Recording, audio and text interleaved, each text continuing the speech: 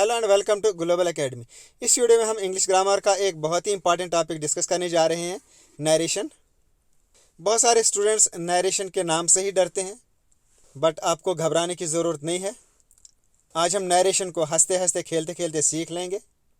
इससे पहले भी हम इंग्लिश ग्रामर से रिलेटेड कुछ इंपॉर्टेंट टॉपिक्स अपलोड कर चुके हैं। जिन स्टूडेंट्स ने वो वीडियोस नहीं देखी हैं, जैसे प्रीपोजिशन, आर्टिकल्स हो गए, टेंस हो गए, तो नीचे डिस्क्रिप्शन मैंने लिंक दे दिया, वहाँ से आप उन वीडियोस को भी देख सकते हैं। तो आज हमारा टॉपिक है नरेशन। आगे चलने से पहले आपसे रिक्वेस्ट है, हमारे चैनल को सब्सक्राइब करें और वीडियो को लाइक ज़रूर करें। तो सबसे पहले समझते हैं कि नरेशन होती क्या है, नरेशन का मीनिंग क्या है। अब अगर मैं इजी लैंग्वेज में और वन वर्ड में समझाना चाहूँ कि नरेशन होती क्या है, तो इसको हम अपनी देसी भाषा में कहते हैं चुगली।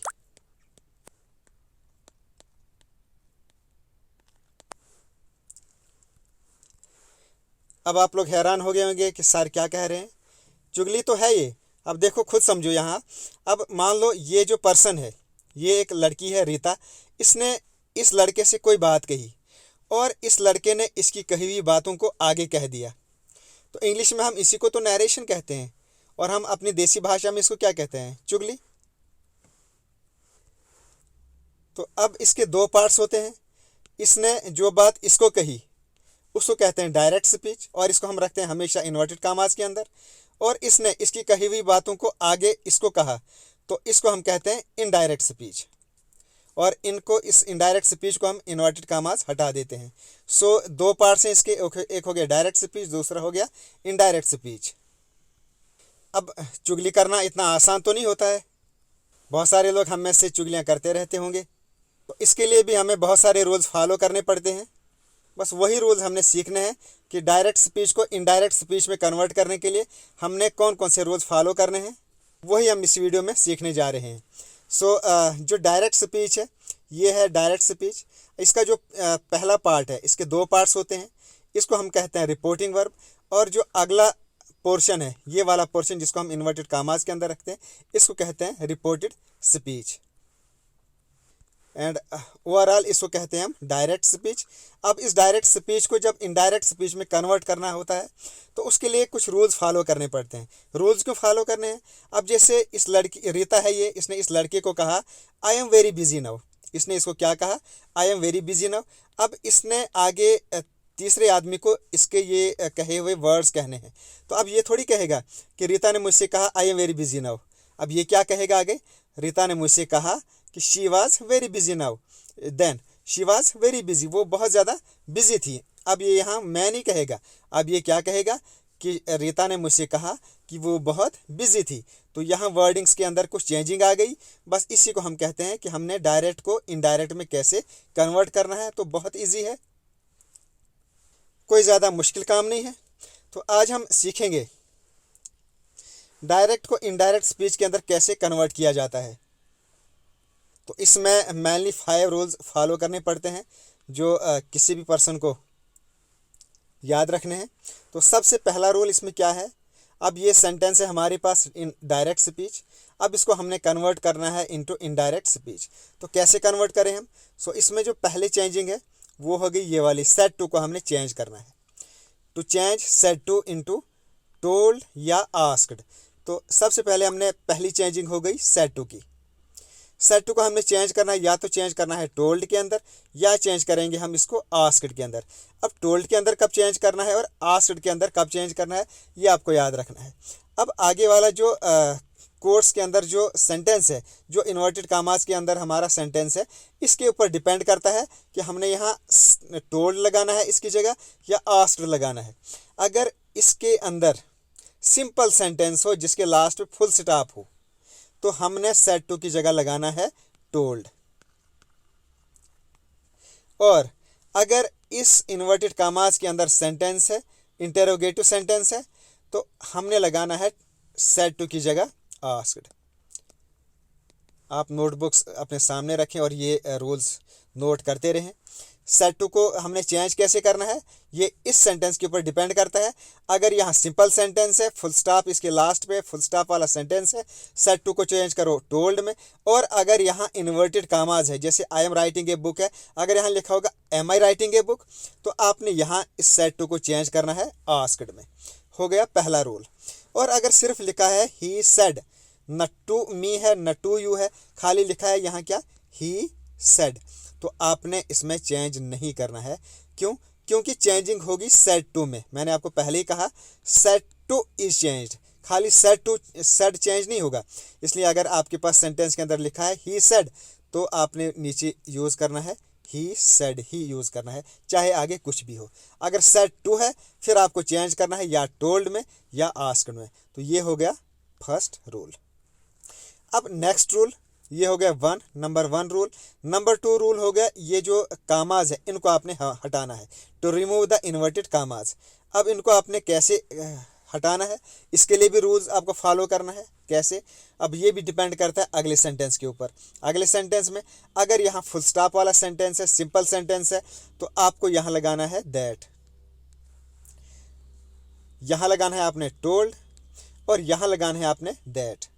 और अगर यहाँ है इंटेरोगेटिव वाला सेंटेंस, तो यहाँ आपको लगाना है आस्क्ड, जैसे मैंने पहले कहा, और यहाँ आपको कुछ भी नहीं लगाना है। वो मैं आपको आगे इसके एग्जांपल से समझाऊंगा। यहाँ आपको दैट वैट कुछ नहीं लगाना है, बस इन्वर्टेड कामा आपको हटा देनी है। उसके बाद डायरेक्ट आपको इस सेंटेंस के ऊपर आना है। तो अब आपको आई होप क्लियर हो गया होगा कि अगर यहाँ इंटेरोगेटिव सेंटेंस है तो यहाँ लगाना है आपको आस्क्ड, और इस इन्वर्टेड कामा को हटाने के बाद आपने इसकी जगह कुछ भी नहीं लगाना है। हो गया सेकंड रूल। अब हम आते हैं थर्ड रूल पर। थर्ड रूल क्या कहते हैं? Change the pronoun. ये वाला अब आपको सीखना है प्रोनोन, कि प्रोनोन को अब हमने थर्ड रूल में चेंज करना है। प्रोनोन को अब कैसे चेंज किया जाता है ये अब हम सीखेंगे। अब आपको पहले पता होना चाहिए प्रोनोन्स होते कितने किस्म के हैं। अब ये जो प्रोनोन होते हैं ये 3 टाइप्स के होते हैं, first person, second person and third person. First person में आता है आई वी, सेकंड पर्सन में आता है यू, एंड थर्ड पर्सन में आता है ही शी एंड दे। अब देखो, अगर हमारे इस सेंटेंस के अंदर यहाँ पे फर्स्ट पर्सन है, आई है या वी है, तो इसको हमने चेंज करना है अकॉर्डिंग टू सब्जेक्ट। अब मतलब सब्जेक्ट भी कौन सा, ये जो फर्स्ट सेंटेंस है हमारा, ये जो ही सेड टू मी है, इसमें ये है सब्जेक्ट, और इसका ये जो लास्ट है ये है ऑब्जेक्ट। ये हो गया सब्जेक्ट, ये हो गया सब्जेक्ट, एंड लास्ट पे लास्ट वाला वर्ड ये हो गया ऑब्जेक्ट। यहाँ ही सब्जेक्ट है, मी ऑब्जेक्ट है। अब अगर यहाँ पे क्या है, फर्स्ट पर्सन है, तो इसको हम चेंज करेंगे अकॉर्डिंग टू सब्जेक्ट। ये आप याद रखना है, फर्स्ट पर्सन को चेंज करेंगे अकॉर्डिंग टू सब्जेक्ट। अगर यहाँ पे सेकंड पर्सन है, यानी यहाँ यू है, यू लिखा है यहाँ पे, you are writing a book, अगर यहाँ पे यू है तो यू को चेंज करना है अकॉर्डिंग टू ऑब्जेक्ट। तो ऑब्जेक्ट है यहाँ पे ये वाला, तो ये फर्स्ट पर्सन को चेंज करना है according to subject, second person को चेंज करना है अकॉर्डिंग टू ऑब्जेक्ट। और अगर यहाँ पे ही है या शी है, यानी थर्ड पर्सन है इस जगह पे, तो उसके अंदर कोई चेंज नहीं आएगी, नो चेंज। अब आपको क्लियर हो गया होगा।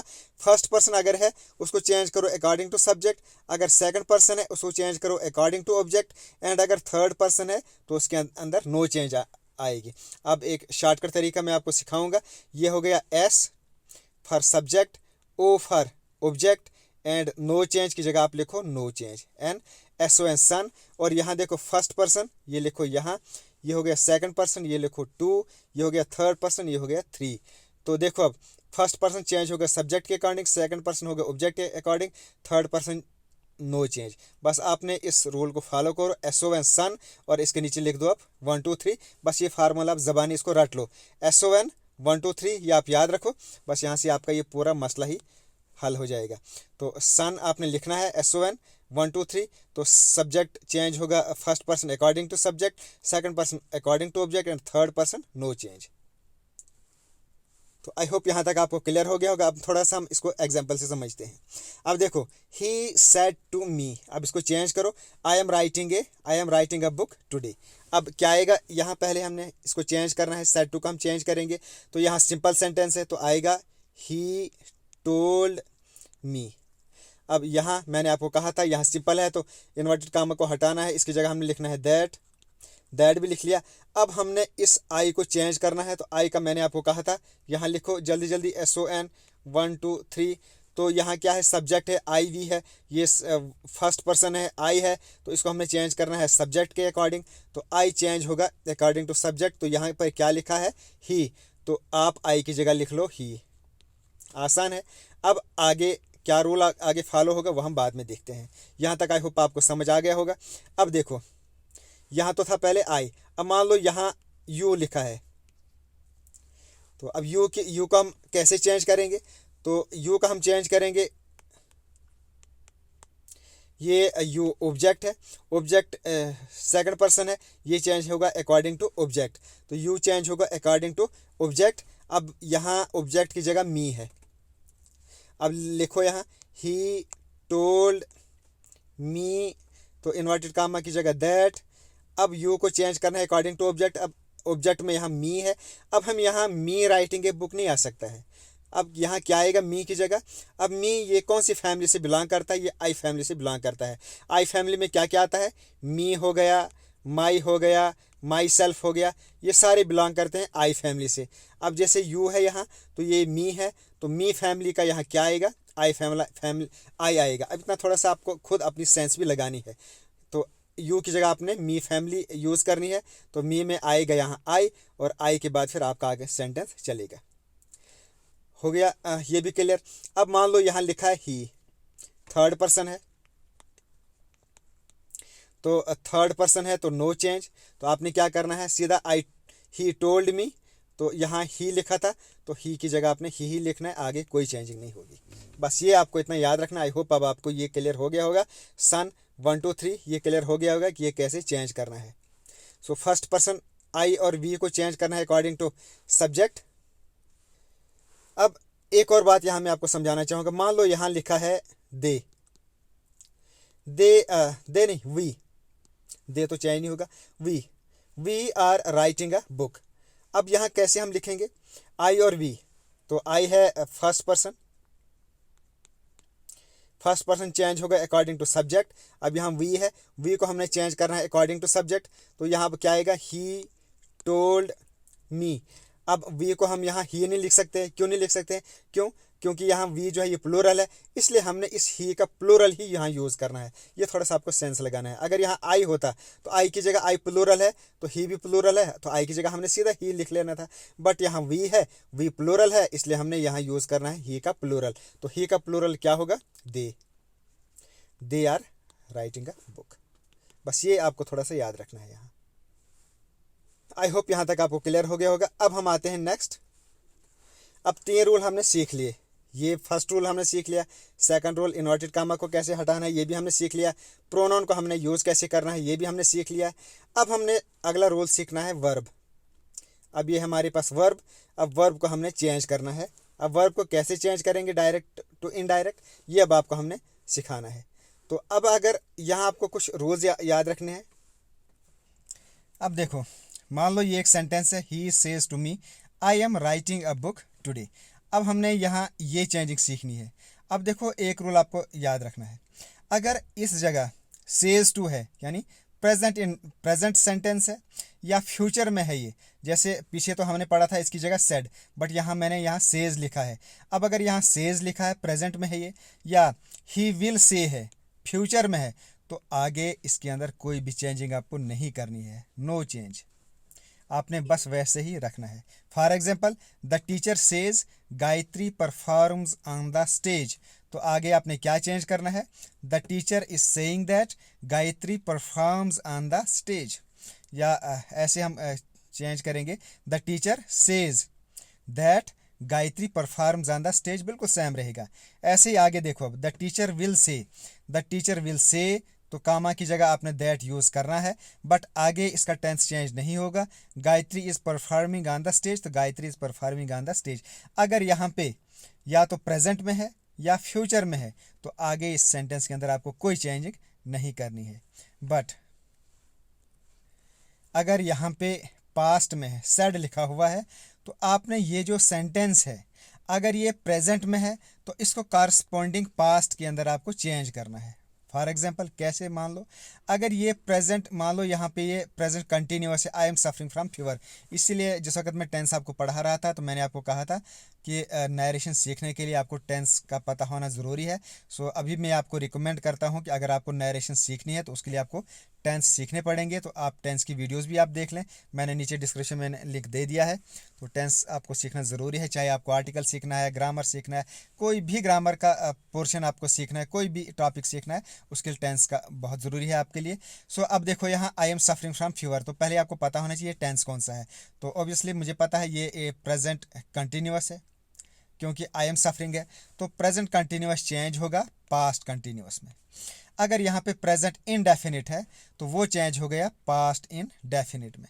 अगर यहाँ प्रेजेंट परफेक्ट है तो वो चेंज होगा पास्ट परफेक्ट में। अगर यहाँ प्रेजेंट परफेक्ट कंटिन्यूअस है तो वो चेंज हो गया पास्ट परफेक्ट कंटिन्यूअस में। तो दैट मीन्स मैंने आपको कहा कि ये चेंज हो गया, प्रेजेंट टेंस होंगे कारस्पोंडिंग पास्ट में। जैसे यहाँ मैंने लिख भी लिया है, simple present change into simple past, present continuous changes into past continuous, present perfect changes into past perfect tense and past perfect continuous changes into past perfect continuous. उसके आगे आगे क्या होगा, अब अगर हमारा सेंटेंस सिंपल पास्ट के अंदर है उसको चेंज करना है हमने पास्ट परफेक्ट के अंदर। सिंपल पास्ट होगा चेंज पास्ट परफेक्ट में, पास्ट कंटिन्यूअस चेंज हो गया पास्ट परफेक्ट कंटिन्यूअस में, और उसके बाद past perfect and past perfect continuous में अगर हमारा सेंटेंस हो तो उसके अंदर कोई चेंजिंग नहीं होगी, या अपने रूल्स याद रखने हैं। देन उसके बाद फ्यूचर अगर हमारे पास टेंस हो तो फ्यूचर में जहाँ पर विल होगा शैल होगा उसको चेंज हम करेंगे वुड या शुड में। विल शैल को चेंज करेंगे हम वुड शुड में। कैन अगर होगा हमारे पास फ्यूचर में तो उसको चेंज करेंगे कुड में। मे चेंज होगा तो माइट में। फ्यूचर वाला बहुत आसान है, विल को वुड में, शैल को शुड में, कैन को कुड में, मे को माइट में। बस इस तरीके से आपको इसमें चेंजिंग करनी है। तो आई होप आपको यहाँ तक क्लियर हो गया। अब देखो अब हम इसका वर्ब चेंज करेंगे यहाँ। जैसे अब इस सेंटेंस को पूरा हम करते हैं चेंज। तो ही सेड, अब यहाँ सेड टू की जगह मैंने आपको पहले कहा था टोल्ड यूज़ होगा, क्योंकि ये सिंपल सेंटेंस है। इसकी जगह आएगा यहाँ दैट। देन आई, तो आई चेंज होगा अकॉर्डिंग टू सब्जेक्ट, क्योंकि मैंने आपको कहा था सन 1 2 3, तो सब्जेक्ट चेंज हो गया, फर्स्ट पर्सन चेंज हो गया अकॉर्डिंग टू सब्जेक्ट।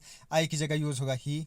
अब ये एम राइटिंग है तो वाज राइटिंग में चेंज हो जाएगा, वाज राइटिंग, क्योंकि प्रेजेंट कंटिन्यूस है तो पास्ट कंटिन्यूस में आएगा इसकी जगह वाज राइटिंग। ऐसे ही अगर यहाँ है आई राइट ए बुक है तो प्रेजेंट इंडेफिनिट है तो यहाँ आएगा ही, राइट की जगह आ जाएगा ही रोट ए बुक। ऐसे ही अगर यहाँ लिखा होगा आई हैव रिटन तो ये हो गया प्रेजेंट परफेक्ट टेंस, तो इसकी जगह आएगा ही, हैव की जगह आएगा हैड, तो रिटन की जगह आएगा written. He had written a book.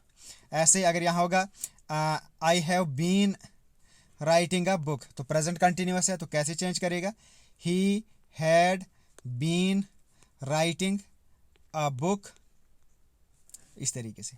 अब मान लो यहाँ फ्यूचर में है, अब प्रेजेंट का चेंज किया हमने पास्ट में। अब जैसे यहाँ होगा past indefinite, I wrote a book, तो इसको हम कैसे चेंज करेंगे, तो पास्ट इंडेफिनिट चेंज हो गया पास्ट परफेक्ट में, तो हम लिखेंगे यहाँ आई की जगह ही हैड रिटन। ऐसे ही अगर यहाँ होगा past perfect continuous, I was writing, तो क्या आएगा, आई की जगह ही, वाज राइटिंग की जगह had been writing a book, हो गया ये भी। अब अगर यहाँ होगा past perfect, I had written a book, तो मैंने आपको कहा था पहले ही नो चेंज, तो आपने यहाँ लिखना है he had written a book same. ऐसे अगर यहाँ होगा I had been writing a book, past perfect continuous, तो नो चेंज, तो आपने सेम लिखना है he had been writing a book. ऐसे ही अब अगर यहाँ है फ्यूचर, जैसे I will write a book today, I will write a book, तो क्या आएगा I would write a book today. ऐसे ही है अगर कंटिन्यूअस है, आई विल बी राइटिंग, आई के साथ शेल आता है, I shall be writing a book है, ये है हमारे पास, तो क्या लगाएंगे I should be writing a book, तो इस तरीके से हमने ये सारे टेंस यूज़ कर रहे हैं। आई होप यहाँ तक आपको क्लियर हो गया होगा। तो यहाँ तक अभी तक हमने सीख लिया है कि हमने कैसे चेंजिंग करनी है। आगे मैंने ये पूरा लिखा हुआ है, आप नोट कर सकते हैं, थोड़ा सा यहाँ देख लें ये रूल सारे। पहला rule, reporting verb said to change करेंगे टोल्ड में या चेंज करेंगे आस्क्ड में। अगर सिंपल होगा तो टोल्ड में, अगर इंटेरोगेटिव होगा तो आस्क्ड में। देन इन्वर्टेड कामाज को रिप्लेस करना है दैट से सिंपल में, और अगर इंटेरोगेटिव है तो no change. Then reported speech pronoun I change होगा ही में।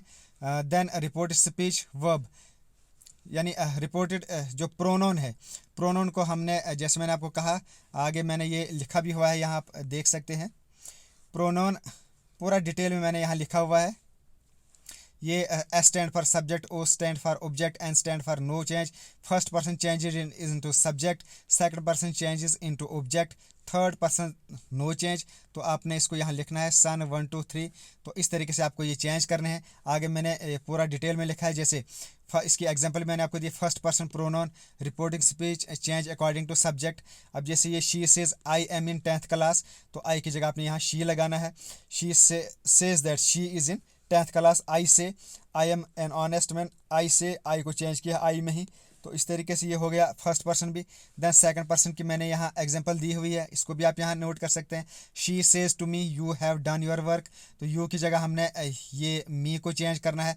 मी आई फैमिली का है तो यहाँ हमने आई यूज़ किया है। She tells me that I have done my work. She says me you है तो यू हर में चेंज होगा, हर है शी फैमिली का तो यहाँ हमने शी लिखा है। यू इसमें चेंज हो गया देम में, देम है फैमिली, दे की फैमिली से ये बिलोंग करता है तो यहाँ हमने दे का यूज़ करना है। देन रोल 3 है इसमें थर्ड पर्सन, तो थर्ड पर्सन मैंने आपको कहा था नो चेंज, तो यहाँ हमने जैसे हमने लिखा है he says he does not, he says that he की जगह हमने ही यूज़ किया है। यहाँ दे है तो दे की जगह हमने दे ही यूज़ किया है। ये हो गई थर्ड चेंजिंग। नेक्स्ट चेंजिंग हो गई हमारी टेंस की। अगर यहाँ प्रेजेंट इंडेफिनिट है या पास्ट फ्यूचर है तो आगे कोई चेंज नहीं होगी। अगर यहाँ पास्ट में है सेड टू है तो सेड टू को कारस्पॉन्डिंग टेंस में चेंज करना है। जैसे मैंने यहाँ लिखा भी है कि सिंपल प्रेजेंट चेंज हो गया सिंपल पास्ट में, simple continuous past continuous, present perfect changes past perfect, present perfect continuous changes into past perfect. Then simple past change हो गया पास्ट परफेक्ट है, past continuous, past perfect continuous, past perfect continuous no change. Then future में will shall को change करेंगे would should में। Then can को change करेंगे could में, मे को चेंज करेंगे माइट में। उसके अलावा एक एक्सेप्शन है, ये आपको याद रखनी है। अगर हमारा यहाँ सेड है पास्ट में है बट यहाँ यूनिवर्सल ट्रूथ है या कोई हैबिचुअल फैक्ट है तो वहाँ कोई भी चेंजिंग नहीं करनी है। जैसे our teacher said earth is round, earth is round ये एक यूनिवर्सल ट्रूथ है तो इसकी जगह हमने यही लिखना है our teacher said that the earth is round, no changing. Raju said to me he plays with right hand, तो ये एक हैबिचुअल फैक्ट है तो इसको भी हमने चेंज नहीं करना है। Raju told me that he plays with the right hand. तो अगर यूनिवर्सल ट्रूथ हो या हैबिचुअल फैक्ट हो उसके अंदर आपने कोई चेंज नहीं करनी है, ये भी आपको याद रखना है। तो ये हमारे हो गए फर्स्ट रूल भी सीख लिया, सेकंड रूल भी सीख लिया, थर्ड भी फोर्थ भी। अब हमारा है फिफ्थ रूल, ये टुडे है यहाँ। अब इसको हमने चेंज कैसे करना है इसके लिए मैंने आपको लास्ट पे एक चार्ट दिया है, उसको आपने सीधा वो चार्ट याद करना है। अगर यहाँ टुडे है तो टुडे की जगह आपने लगाना है दैट डे। तो इसी तरह अगर या आप यहाँ चार्ट देख सकते हैं, अगर यहाँ हियर लिखा है उसकी जगह आपने सीधा हियर को हटा के वहाँ दियर लगा देना है। अगर नव है तो देन लगा दो उसकी जगह, दिस है तो दिस को हटा के दैट लगा दो, दीज है उसको हटा के दोज लगा दो, टुडे है तो दैट डे लगाया, जैसे वहाँ पीछे मैंने टुडे को दैट डे में लगा दिया। टू नाइट है तो उसको हटा के दैट नाइट लगा दो, अगर यस्टरडे है तो उसकी जगह प्रीवियस डे। तो इसी तरीके से ये सारे आपने याद रखने हैं। 10 को सो में चेंज करना है, हैंस को देंस में, हिदर को दितर। ये आप चार्ट पूरा याद करें, यहाँ बस आपने वर्ड को उठाना है उसकी जगह उसको रिप्लेस करना है जो आगे वाला वर्ड दिया है, बस इतना ही, यही है इसके रूल्स। तो ये था हमारा एंड ऑफ दिस वीडियो। इस वीडियो में हमने सिर्फ मैंने आपको सिखाया कि जो सिंपल सेंटेंस है उनको कैसे चेंज किया जाता है। जो अब हमारी नेक्स्ट वीडियो होगी उसमें हम सीखेंगे कि अगर हमारे यहाँ इन्वर्टेड कामाज में इंटरोगेटिव सेंटेंस हो या एक्सक्लेमेटरी सेंटेंस हो तो उनको कैसे चेंज करना है वो हम नेक्स्ट वीडियो में सीखेंगे। तो जिन स्टूडेंट्स को अभी भी किसी टाइप का कन्फ्यूजन हो वो मुझसे डायरेक्टली कांटेक्ट कर सकता है, मुझसे पूछ सकता है, या इस वीडियो को दोबारा से आप रिपीट करके सुने तो आप इजीली आपको तमाम कन्फ्यूजन इससे दूर हो जाएगा। Okay, thanks, best of luck and as always God bless you all.